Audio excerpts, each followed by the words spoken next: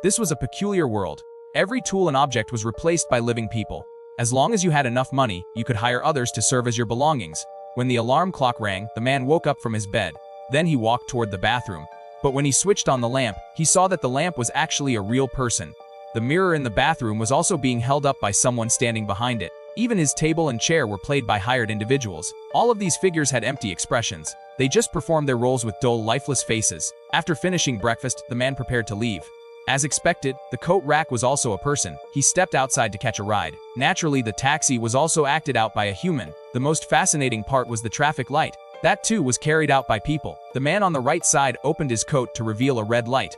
The one on the left showed a green signal. Once the green light appeared, the human-powered rickshaw moved toward the company.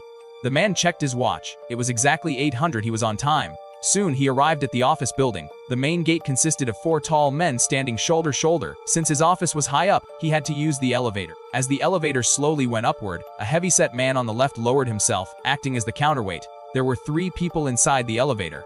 But when the man reached his own floor, he was the only one who remained. It was clear that he held a higher rank than the other 2. He walked to his locker, unlocked it with a key, and inside stood another hired person. This woman acted as a hook. The man hung his coat and briefcase on her unfeeling body. Then it was time to begin work. He straightened his tie and walked toward his office. At first, it seemed like his position might be more respectable than the others. But once he reached the door, he slowly bent down on the ground. Another man stepped over and pressed his foot on his back. He even wiped the dirt off his shoes as he passed. It turned out the man's actual job was to serve as a doormat at the office entrance. Even though he had employed others, he himself was also employed by someone else. This short film revealed that we are all part of a social chain. In order to survive, people are forced to play their assigned roles, little by little losing their true selves. They become numb.